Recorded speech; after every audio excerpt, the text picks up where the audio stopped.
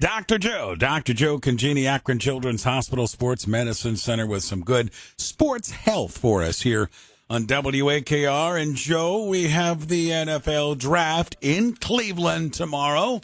Take us down the road in regards to connecting the dots with sports medicine. Yeah, Ray, thanks.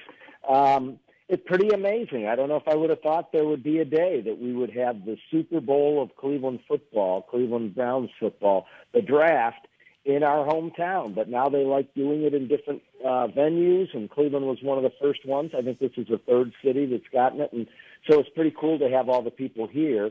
But everybody, of course, here is focused on the Browns and a lot of optimism and what might the Browns even do? It's not as critical as in years we had the number one pick, but I think most people are thinking and looking in the defensive side of the football, probably in the defensive backfield part of it, and part of it is the major question marks that we had from last year related to injuries to two people that were really counted on pretty heavily and probably hurt the defense a lot. We talked a little bit a few months ago, I think, about Greedy Williams. He had a really unusual injury, an axillary nerve is the name of the nerve injury he had. So there isn't a lot of evidence of other people that have that. But pretty much the linchpin, the guy that they were really talking about building the defense around, a rookie they drafted last year from LSU, Grant Delpit, he was supposed to be the key to the defense, and I think there's still a lot of hope of what he would be able to do. And actually, I think some of what I'm going to talk about today is a little concerning in that area. He had an Achilles rupture, and Achilles ruptures are really increasing in professional sports, in football and basketball particularly in the last 20 years. Achilles ruptures can be career-altering or career-ending. And so I want, number one, everyone to realize this is very unusual in high school kids. So 30-plus years in high school, rarely do I see Achilles ruptures in the high school setting. I say that, and wouldn't it be it last year at our center we had two of them, but it's very, very rare. I could count on two hands in all my years. We just don't get it much in high school athletes unless there's underlying medical problems.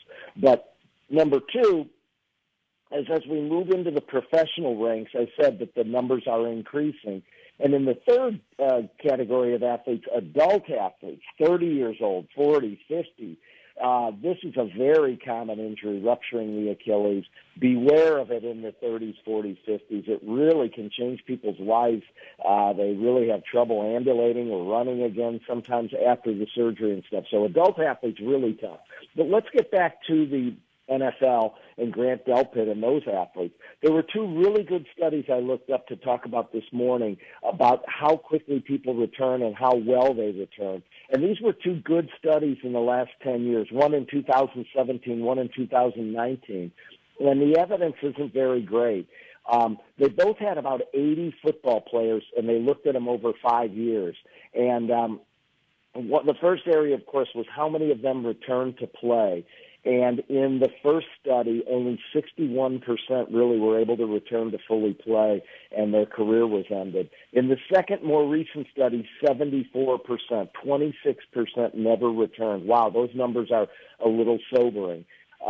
Number two, the second study, really interesting. They looked at a power rating where they looked at all the plays the person had for 3 years leading up to the year they had the Achilles rupture, and then the year after. And they saw a power rating drop in how these people played on the field of about 22%. Wow, that's concerning, too, when you say that somebody like Grant Delpit's going to be important for us. 22% drop.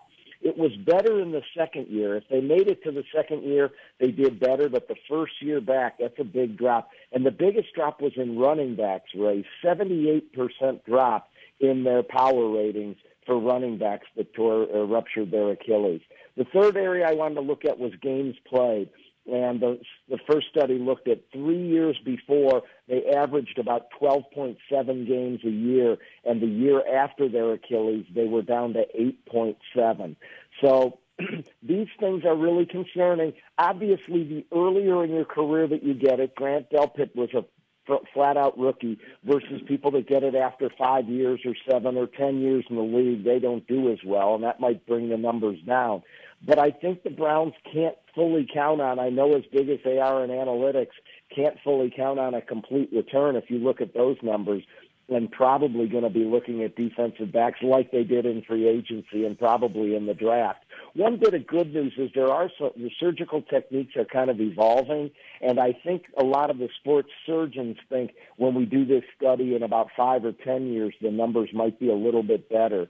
But some of those numbers about return to play and the power ratings and the games played, boy, it's a significant injury, and for people to come back is a big climb.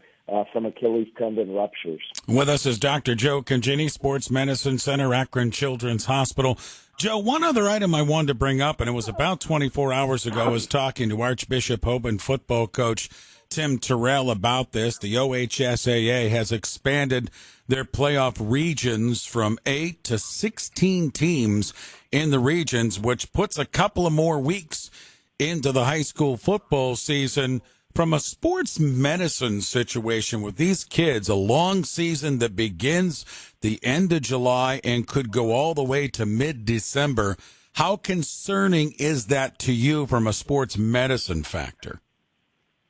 Well, thank you, Ray, for teeing me up as you have for 20-some years, because it is something I wanted to mention, is that it is a very long season. And I heard you and Coach speaking yesterday about that, and I totally agree. It's kind of, if it gets to the end, it's a little bit of a crapshoot about who's going to get injured when it's that many weeks continuously in a row. I mean, think about it. Our college athletes play 12 games with a bowl game, 13 games maybe. They have a bye in the middle of the season. They have several weeks before they play in a bowl game. And we're not talking about any weeks off for these high school players. I know part of it is get more athletes being able to play in the playoffs. I know part of it is probably money related, having an extra round. But then let's go back to the regular season and look at some sort of a bye week. I really agree with you guys. I wanted to add my voices to the wisdom of you and the coach, Coach T yesterday, is that I really think we should be looking at a bye week and definitely not going over to 14, 15, 16 games if you play all the way through the playoffs. Gosh, that's more than the college kids. I think a bye week is really in order, and I would add my voice to yours. I think that's something the OHSAA should really look seriously at. All right, Joe, great information. Thank you for the visit, the time, my friend, and we'll catch up with you next week. Okay, Ray, have a great week. You too, my friend. Dr. Joe Congini, and you heard him. He's been with us over 20 years.